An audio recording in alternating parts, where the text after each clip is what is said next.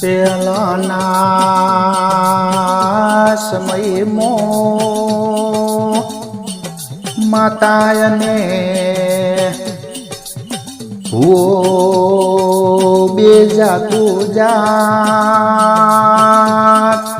સન્મુખ વાતું કરતા તારે કળજગમાં શક્ય નથી એમ હમીરભાઈને માતા સધૈ દે એક દાડો ચેવા વાતે વળ્યા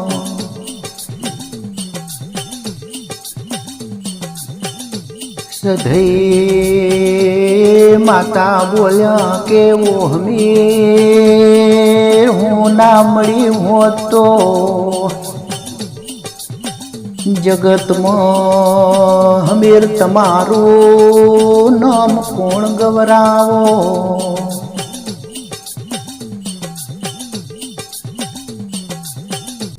હમીર ભાઈ બોલ્યા કે માં સધે મારા જેવો ભો તમને ના મળ્યો હોતો જગતમાં તમારા ગુણગણ પૂણ ગોત તમારું નામ ચોથી નેકરો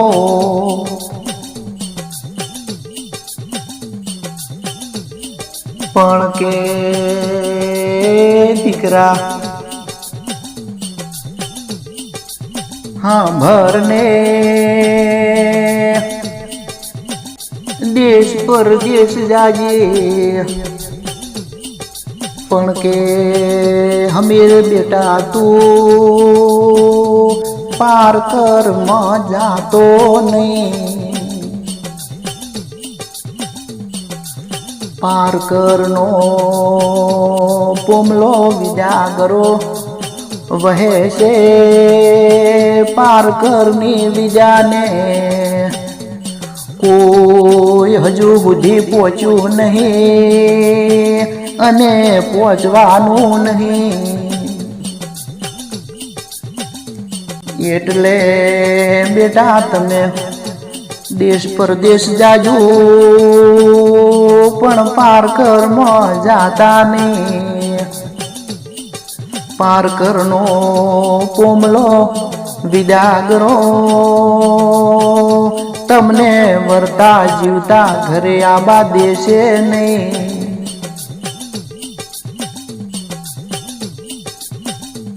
હમીર ભાઈ બોલ્યા કે માં સધૈ મેં દેહ જોયો પરદેહ જોયો પણ મેં હજુ બુદ્ધિ પારકર જોયો નહીં મારે હમીરને પારકર જોવા જાવું છે માતા સધૈ બોલ્યા દીકરા તમે હઠ મેલી દો પારકરમાં જાવામાં મજા નહીં હમીર ભાઈએ એના પઢિયારને બોલાયો રત્નાગરી ઘરે આવ્યો બોલો હમીર ભાઈ મારું શું કામ પડ્યું હમીર ભાઈ બોલ્યા કે તમારી આંઠને શણગારો આપણે પારકરનો માર્ગ પકડવો છે પારકર જોવા જાવું છે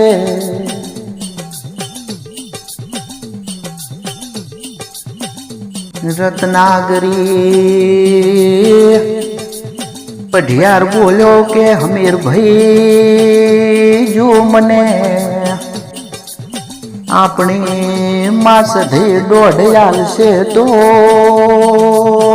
હું તમારા ભેગો આવી ન કે મારે આવું નહીં.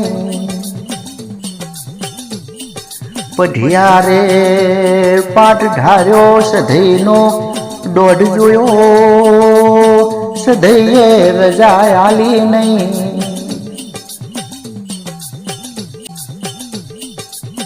પઢિયાર બોલ્યો હમીર ભાઈ તમારું પારકર તમને મુબારક મને સધઈ દોઢ આવતી નહીં.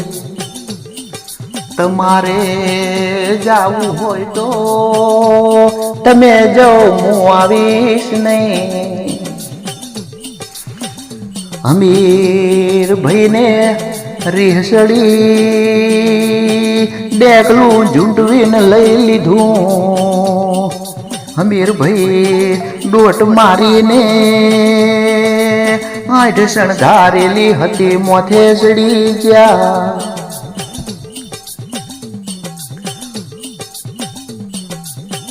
પણ કે સુરું કશુરું થાય માવતર કમાવતર ના થાય.